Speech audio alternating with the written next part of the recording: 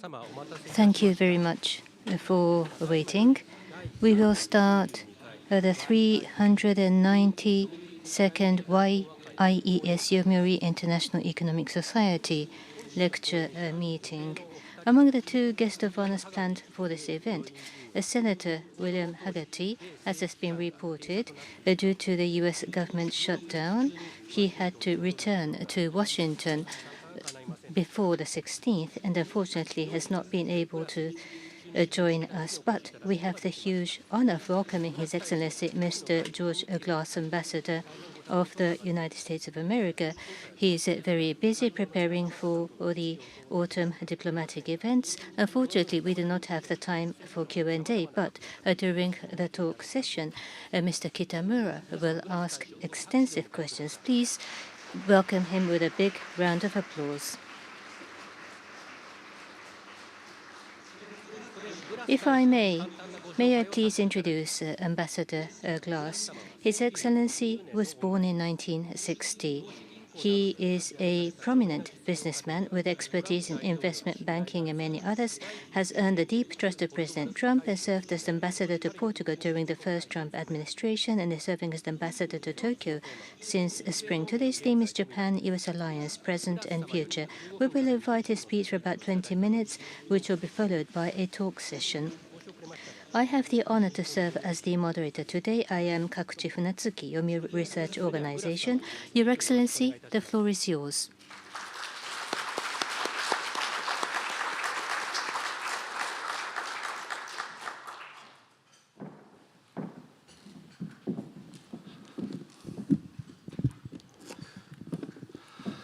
Yes, the speech will be about 20 minutes long, so please get your caffeine in now so we can keep awake as it goes.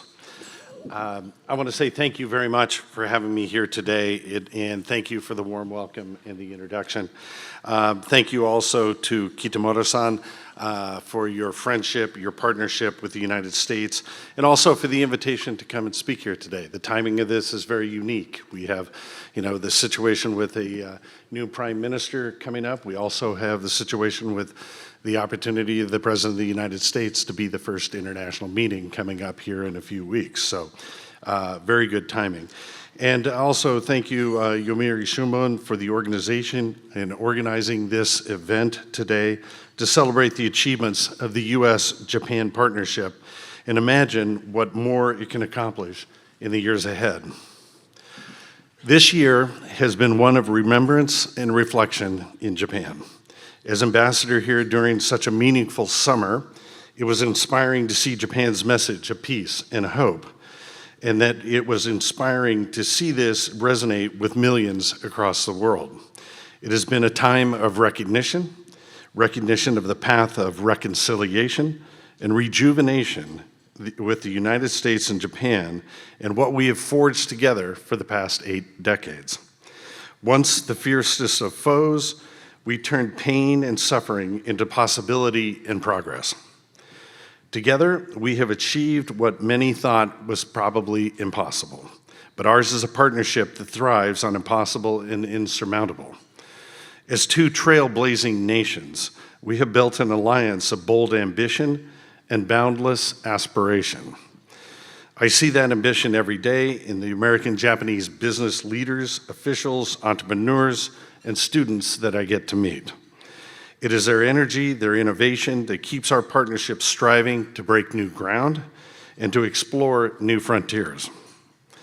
Our collective strength is, in the words of President Reagan, the great well of talent, drive, determination, and creativity of free people.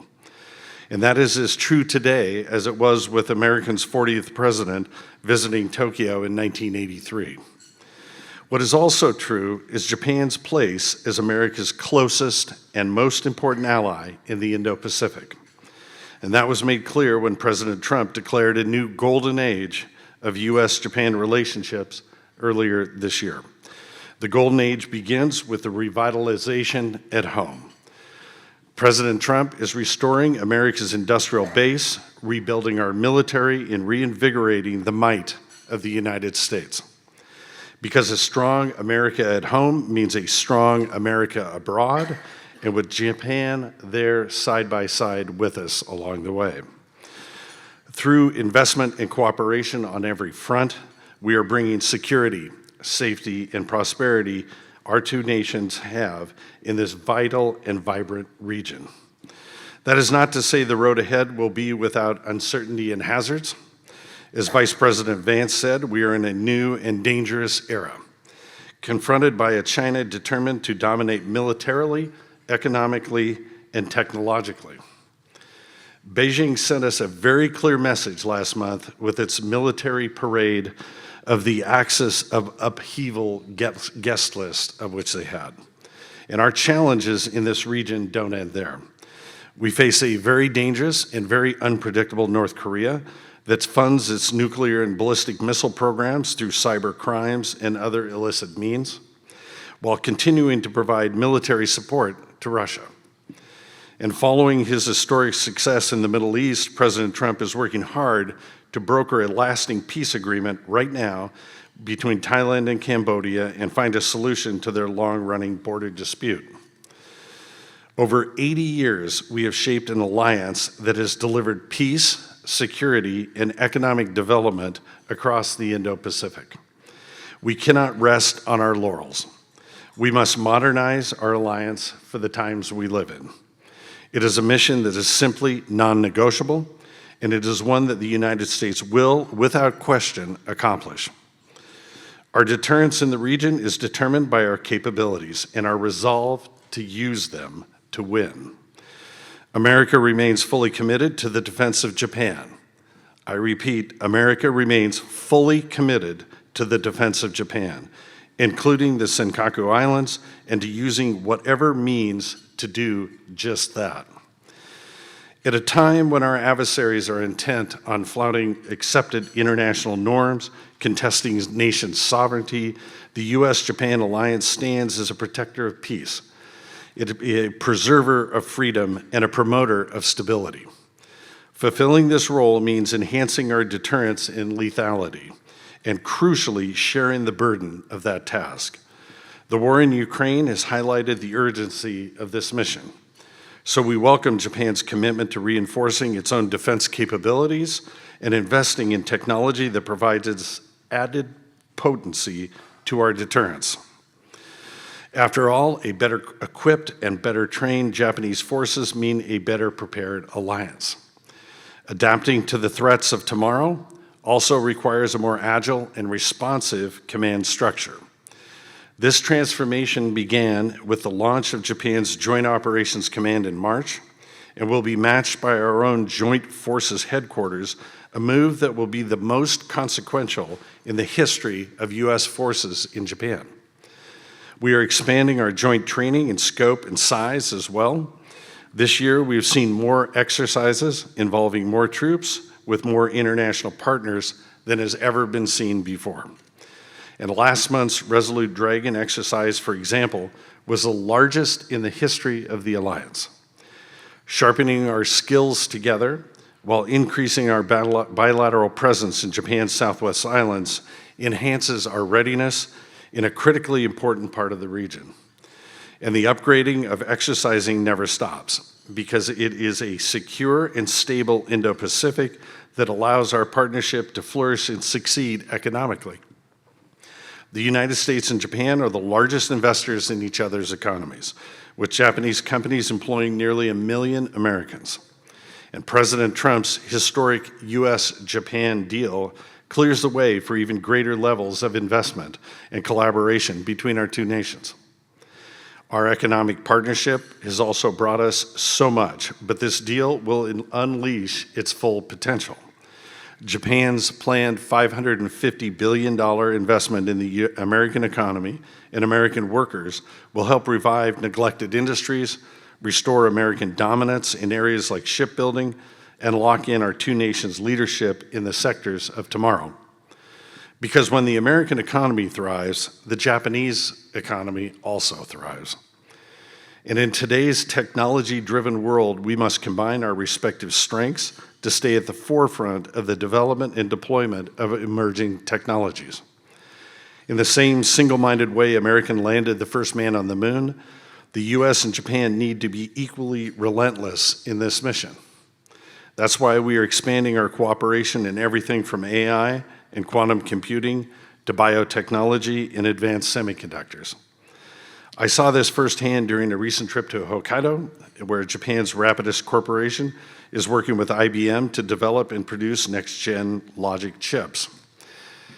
And as a founding member of the Quantum Development Group, Japan is working with the US and other nations to accelerate quantum innovation and safeguard critical technologies. Both initiatives also help us strengthen our high-tech supply chains, an issue of most certainly national security.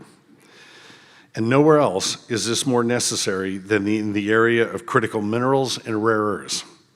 From the F-35 to Japan's Mogami frigate, our two nations have staked our security on our ability to reliably source these raw materials of today's technology.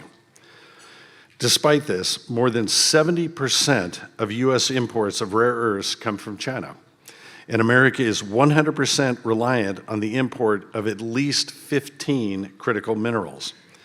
And China willfully uses its near monopoly in this sector as leverage. Together, the US and Japan are finding solutions to unsustainable situation that we have, and part of Japan's investment in America will be directed to reinvigorate and develop American mining and ore processing. This will create jobs, ensure the United States and Japan can innovate and manufacture goods free from Chinese coercion. And as we race to build data centers and semiconductor fabs to keep our digital economies humming, the need for reliable sources of energy grows every day. And with Japan importing 90% of its energy needs, America is well positioned to support our ally.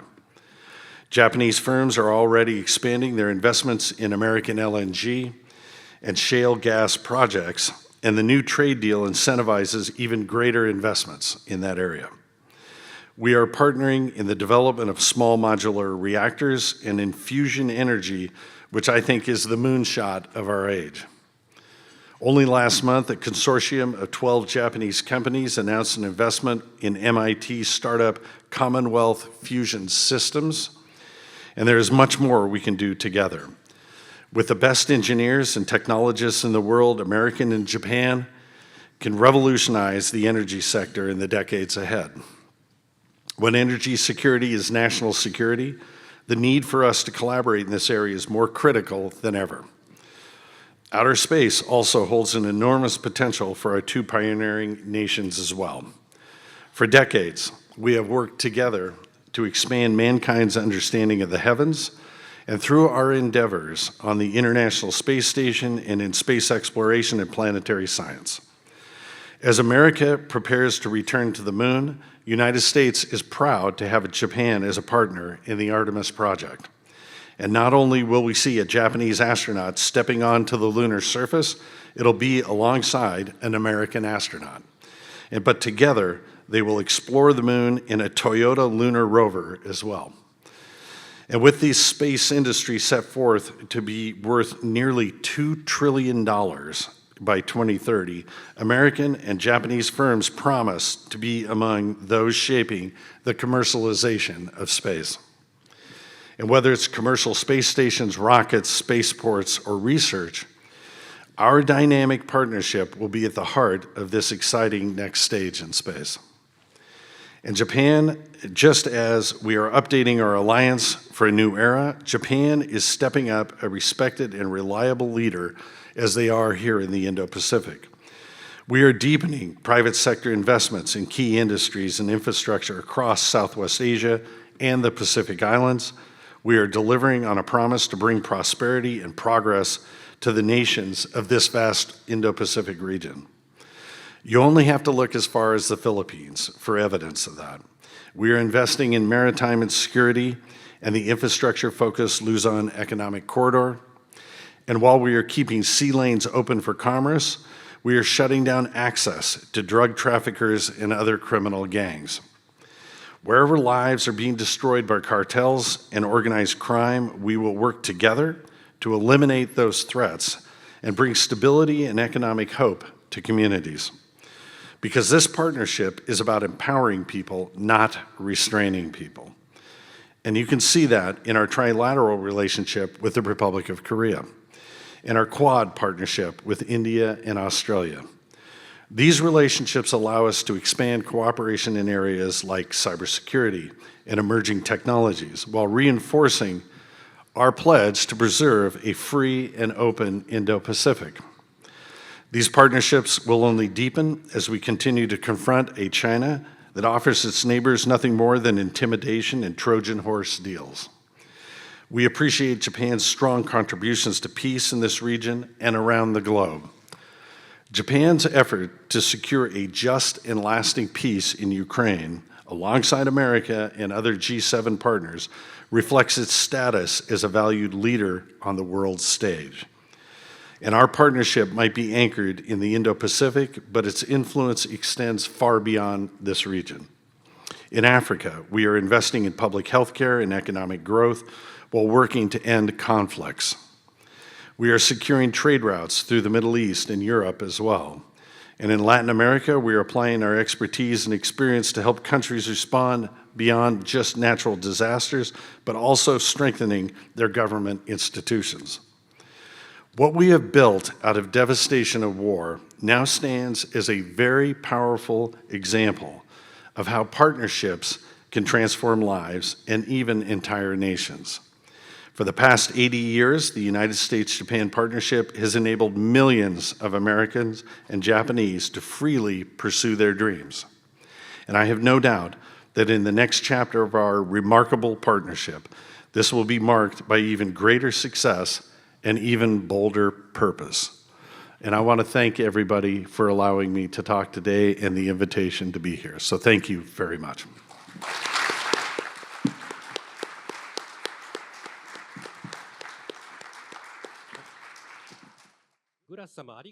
Ambassador Glass, thank you very much. We will now proceed to the talk session. Chairman Kitamura of the Yomiuri Research Organization will come up to the podium.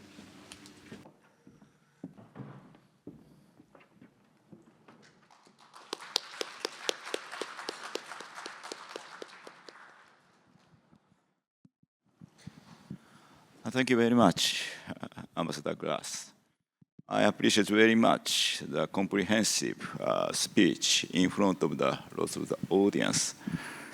First of all, I apologize the change of the schedule because of the shutdown of the government of the United States.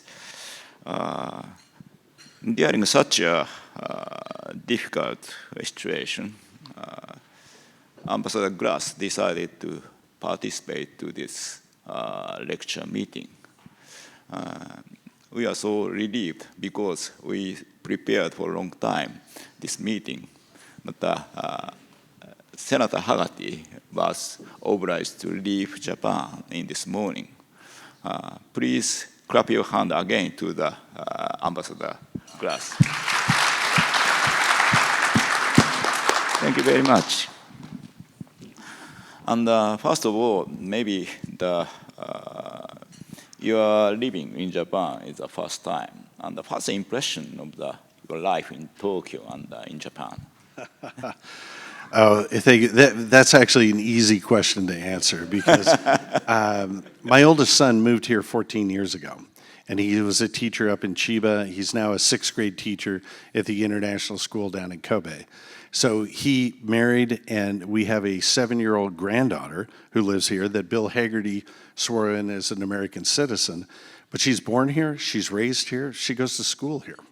She comes home at night, and mom is Vietnamese. She talks Vietnamese to mom, English to dad, and she goes to school in Japanese. And so, you know, we have family here. I mean, Japan is like coming home. And so, you know, a lot of times when you take these jobs overseas, it's easy for the principal because you're busy, you're involved, but it's very difficult on the spouse. Well, we have exactly the opposite problem here now. With having a granddaughter here, my wife is ecstatic about being here. But life in Japan, we're very familiar with because we've been traveling here for quite some time. I just think this is, you know, and I go back to President Trump's comment to me on my way out the door before I came over here. And I've said this before, but I just can't emphasize it enough. He looked at me and he said, "You are going to the most important ally, the most important country that we partner with, in the most important region in the world right now, at a very, very important time." And he meant that very sincerely. Of course, he followed it up with, "You better not blow it." So we're trying to do our best. But, you know, coming here to be able to be with family, to be able to be someplace that we have been before, has just been a tremendous blessing for us.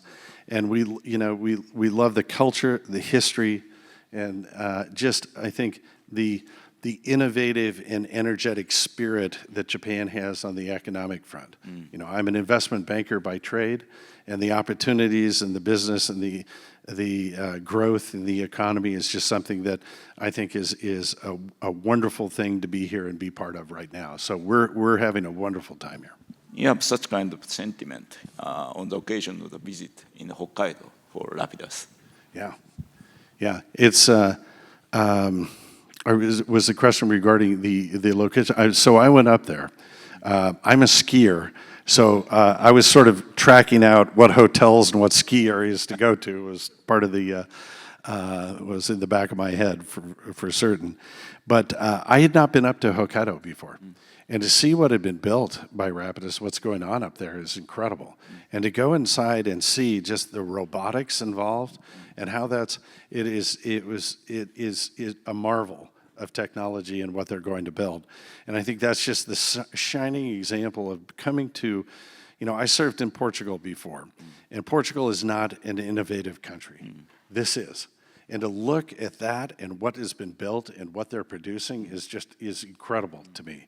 And I think that we are very proud to share in that success and be able to partner with IBM up there. We're working directly with Rapidus. So great things to come.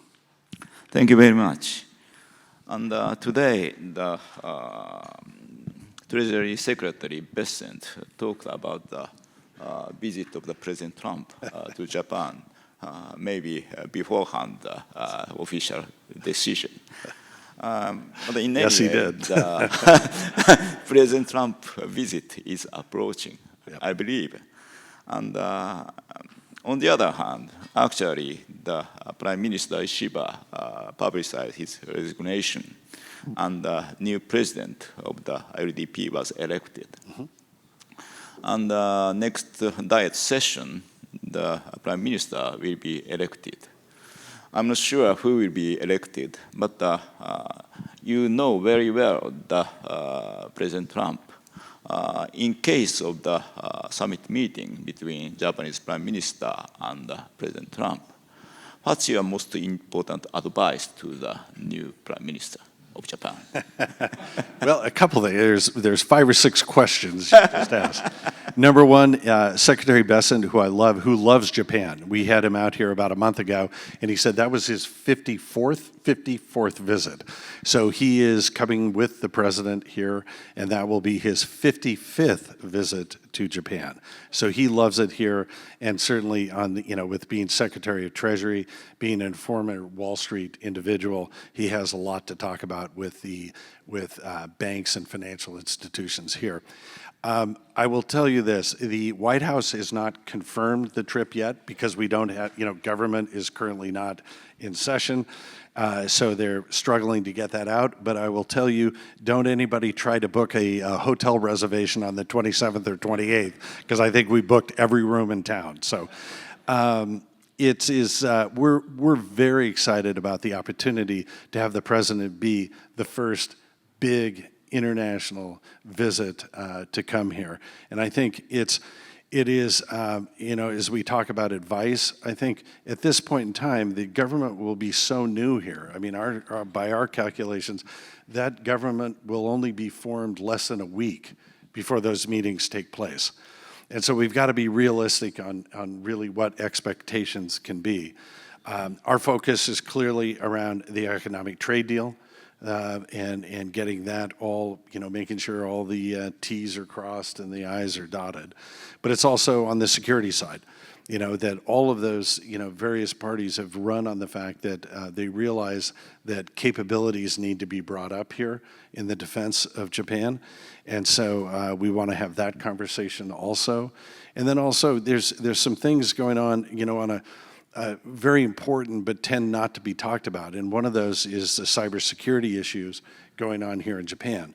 That as we're looking forward, we need a very secure cloud network set up for both the national security cloud, defense cloud, and so forth, so that we can begin to exchange information at a greater level, but also as we talk about tech transfer for co-production of various weapons systems, we need to have that all taking place. So there's very, very important and timely issues that need to be discussed. And we're setting that all up now. But I think my advice, at least in my discussions with the possibility of these new individuals becoming prime minister, my discussions always revolve around this is the first impression. This is an opportunity because the President of the United States is very focused on, let's go backwards in history. His relationship with Prime Minister Abe was unlike, that was his greatest personal relationship while he was in office. And he treasures that relationship, so he has a very, very fond thought process for Japan. And the opportunity to be able to recreate that now, it would be, is incredibly important. So my job is to do everything I can to make sure that that possibility takes place.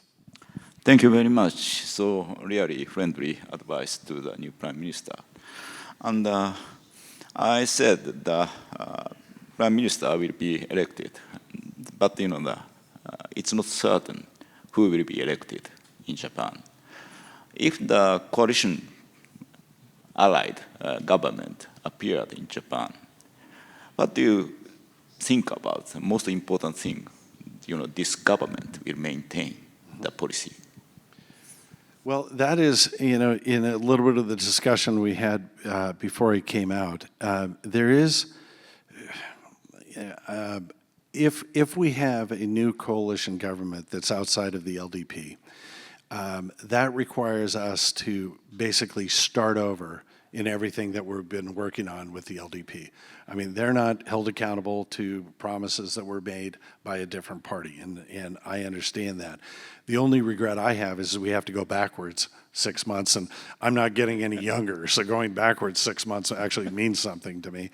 But a lot of hard work and a lot of progress has been made. And I will tell you this, that I get asked all the time. There's standard questions as an ambassador, and one of them is always like, what's your biggest surprise since you got here? And I will tell you, my biggest surprise is the urgency with this last current administration. They bought into our urgency, whether it's security matters, whether it's the economy. Putting together the world's largest trade deal in a matter of months or a matter of weeks is an incredible accomplishment. And so my surprise is that, I'd always been taught that, that there was a great bureaucracy, and there certainly is here, but that has not slowed down what we've gotten going. And so that's why I think the only regret would be having to have to go backwards and then move through that process again. But I think we are ready and willing to work with anybody who's the prime minister. Without a doubt, whoever's in that seat, the president will meet with, and we will move forward on the issues between the alliance. Thank you very much. Your constant posture against the Japanese government. And you were the ambassador in Portugal, and you have lots of knowledge and interest in European countries. I think the G7 framework play a very important role, joint European countries and US and Japan. And recently also, G7 play a very important role for the sanction against Russia and broader economic security policy. US, what do you think about that you initiate and take advantage of the arena of the G7 for the United States? Yeah.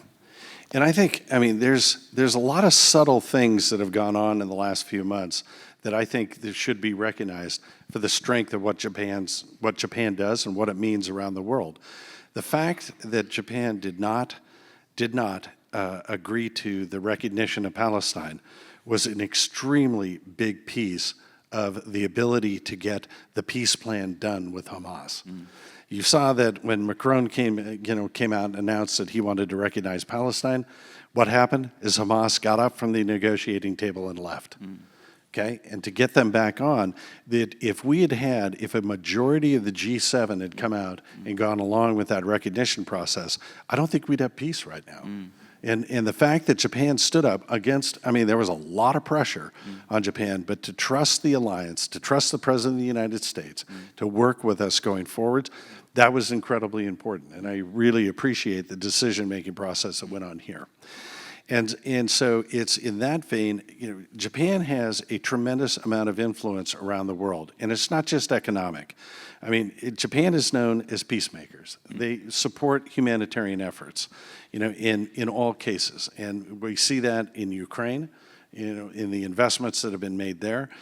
But it's also, it's working. I will tell you one thing: after working in Europe and having to have to deal with the EU, I thank God every day that I'm here and not having to have to deal with the EU. So it's a much better situation, I think, for policy and foreign policy work to be able to talk directly with one country instead of when you're talking to Portugal, you're talking to Spain, you're talking to the EU, you're talking to NATO, and all that is factored in.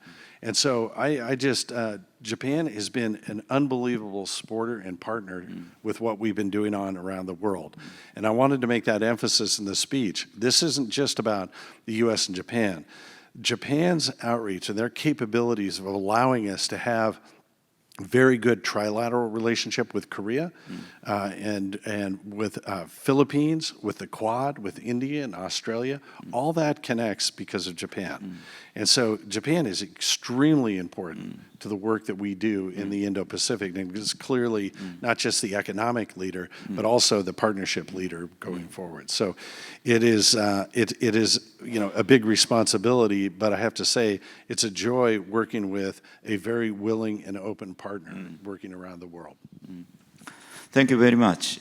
And Trump administration organized a Quad meeting on the level of the Ministry of the Foreign Affairs at the beginning of this administration. And you mentioned about the importance of the Quad. Up to now, the Quad publicized the statement, especially issuing the research and development, connectivity, and cybersecurity. What's your vision of the future of the Quad? Yeah. Well, I think clearly the importance of the Quad can be shown by the example of the very first meeting that Marco Rubio had as Secretary of State. On the very first day, he called in, the three other countries, and they all met and talking about the future of what it meant for the Indo-Pacific region. We are dependent upon that alliance and others, but that alliance specifically to deter and push back China.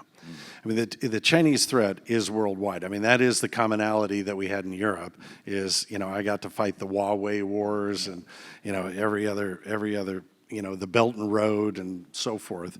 But here, as I always say, Japan lives in a really bad neighborhood. I mean, there's no getting around it. I mean, you look at the neighbors, or Russia, China, North Korea. I mean, the only thing we're missing is if Iran was sitting right next door. And this Quad, when you're able, part of deterrence, isn't just capabilities in the amount of, munitions you have or missiles you have. It really has to do with changing the calculus and showing the relationship you have to push back.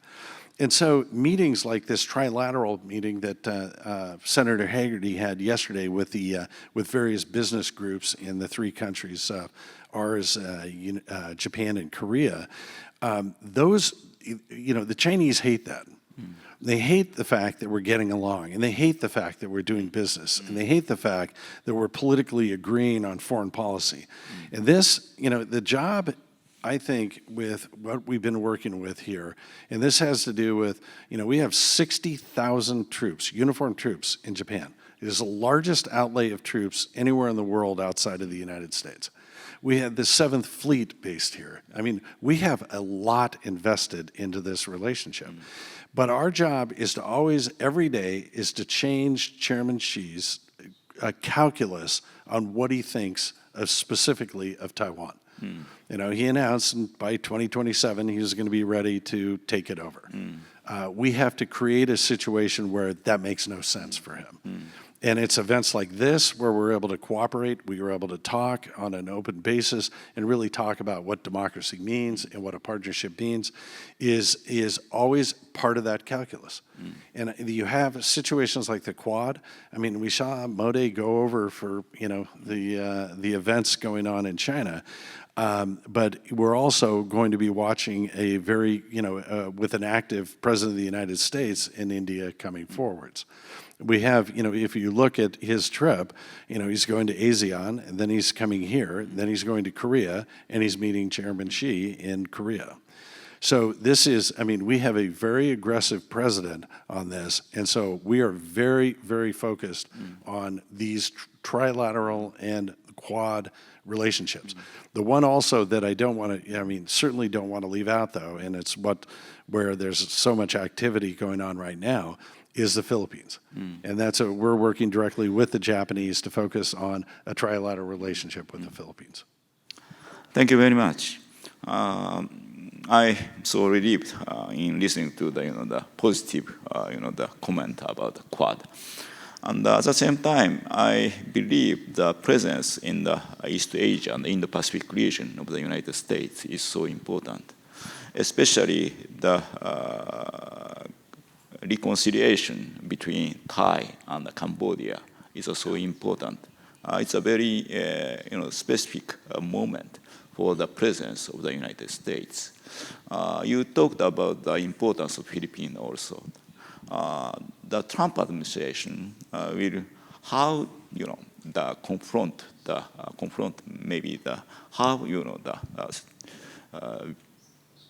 confront the ASEAN countries. I think it's a very important to deter the expansionism of the China in this region. Yeah. No, I agree with that, and it's and clearly the White House completely agrees with that. This, it's.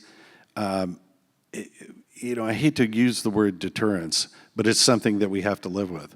We have a very aggressive, we have a completely different situation than the first Trump administration sitting in North Korea.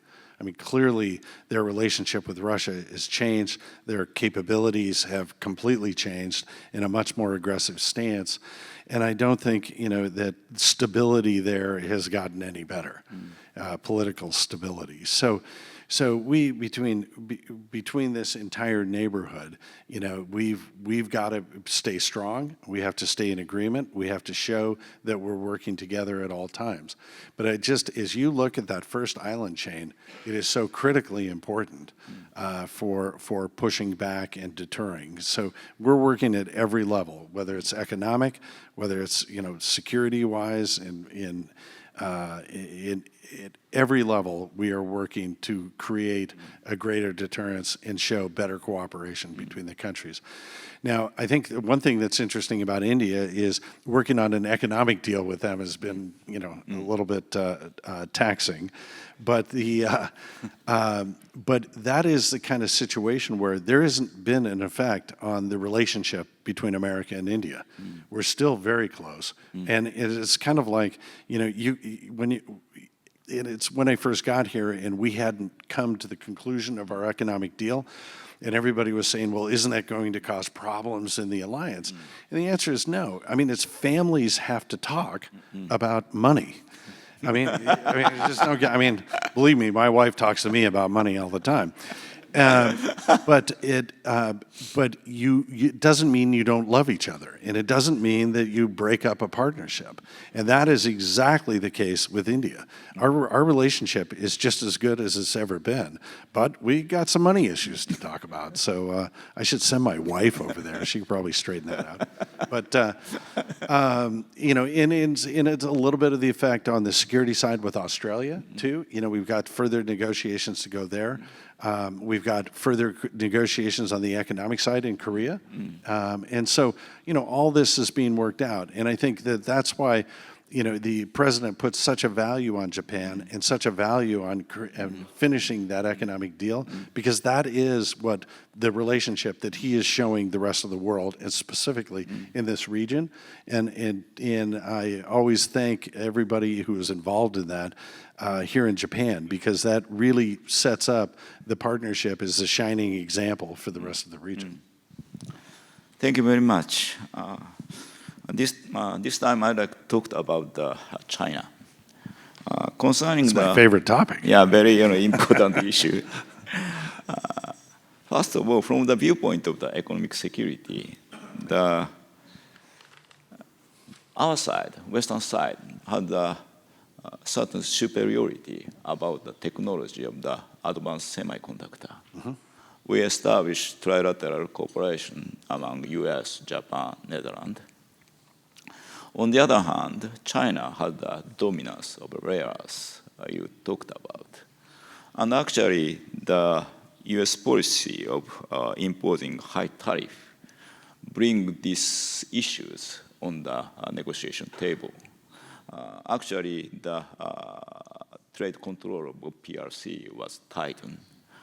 What's your prospect of the US-China negotiation on this issue? Yeah, and you hate to have those fights in public, but the reality is I always, back to my campaign days in the first Trump administration, Donald Trump is the great New York street fighter. He will not back away from anything. You push him, he pushes you back. And so with what occurred, what China did with this restrictions of critical minerals is outrageous. I mean, we have allowed this to happen. We've allowed them to gain a monopoly in the processing of these, and what that's proving to be is a big mistake. But as we meet with Japan, and we've been working together with Japan on a number of these critical minerals, Japan is leading the world in this. I mean, they're far ahead of the U.S. in their access, their cooperation. They're working with other nations in other continents to be able to generate and create surplus and supply of these critical minerals. And part of it is we get down to these. I mean, the latest was a couple of months ago, these small magnets, just magnets, that go in automobiles. Well, they take a bunch. I don't make cars, so I can't tell you how many they take, but it's about a $10 part. I mean, it's nothing. Well, we had about a 2-week supply, and as China was, processing these and sending them out, they cut that off. And so it became a very critical, all of a sudden a $10 piece is stopping literally the automotive industries in nations around the world. Japan had that figured out. They had a fairly vast supply, and that's where we need to get. And so we've had a number of meetings. We've had a lot of people from Washington over to work directly with Japan in outreach to regain processing dominance. And so you're going to see processing plants. It's not just about putting those in the U.S. I mean, we'll operate them anywhere. And we'll joint venture with the Japanese or other nations to be able to create that supply. So whether it's Africa, Latin America, here in the Indo-Pacific region, we're working directly with Japan on that. And this, I mean, we saw it during COVID, and it's why we can't, I just don't understand how, now we are, now we understand, now we're pushing forward, but why we haven't done this for the last 5 or 6 years, I just can't explain, because we knew it was coming. And so my guess is we're probably 2 years out from having a very resilient supply chain and reserves in that. But this is going to be a very aggressive 2 years. Thank you very much.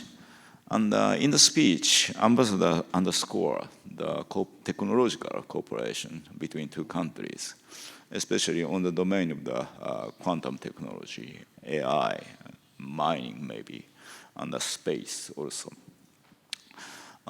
Actually, the $550 billion investment from Japan is expected after the negotiation. on what domain you expect the Japanese enterprises, Japanese will invest over United States?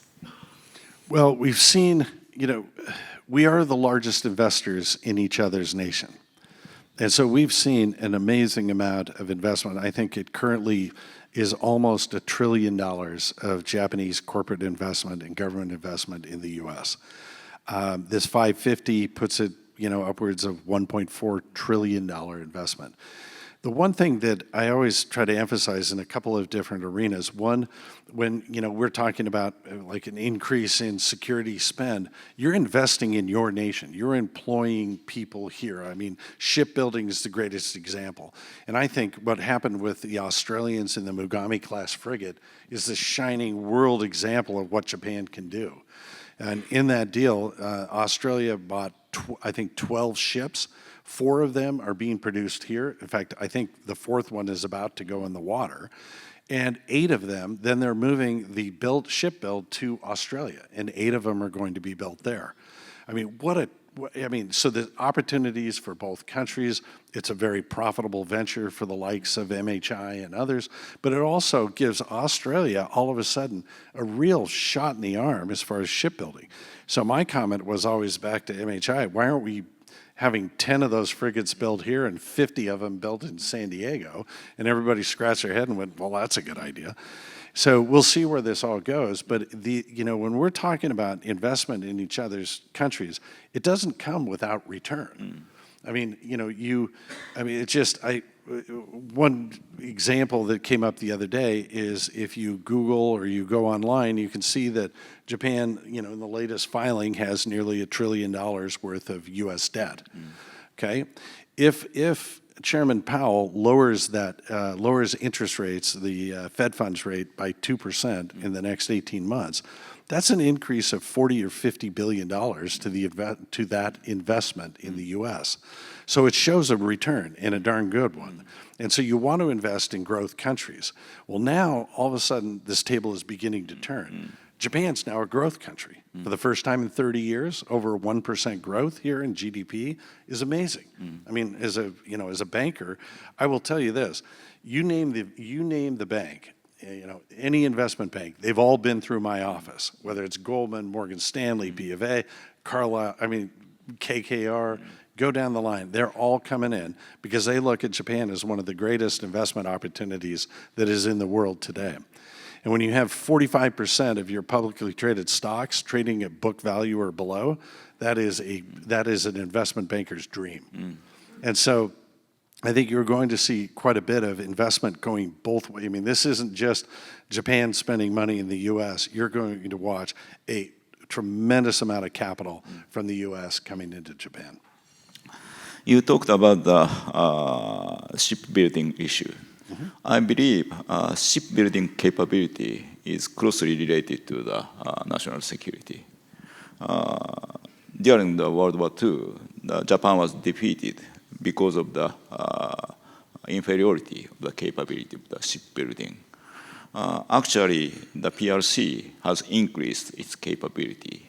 And I believe it's so important to cooperate, 3 countries cooperation, Japan, ROK, and the United States.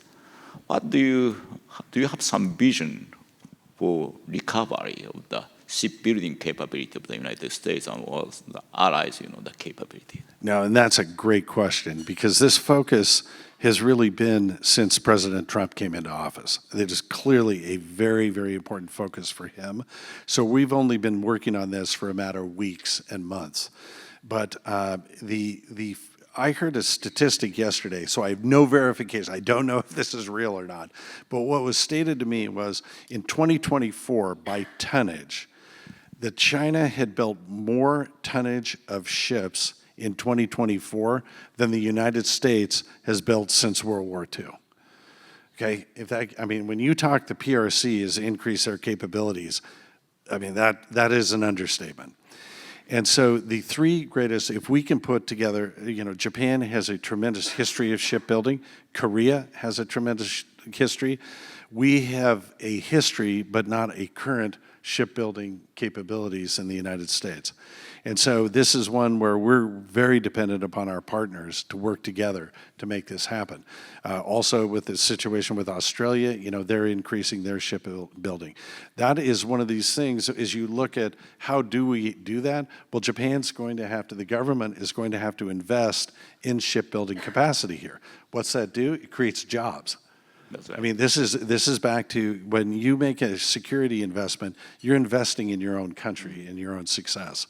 And that is a key focus of what we're working on, is the resilience in supply chains and the shipbuilding and emerging technologies is the three big focuses that if in 3 years at the end of President Trump's term, if we can have those well underway, then this will be a tremendous success.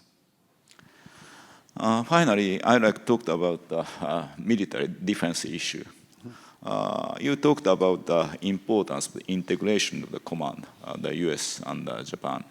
At the same time, you talked about the big scale of the joint exercise. It will enhance the deterrent capability of both countries. At the same time, it's very disruptive, the malicious ambition of our malicious neighbors, I believe.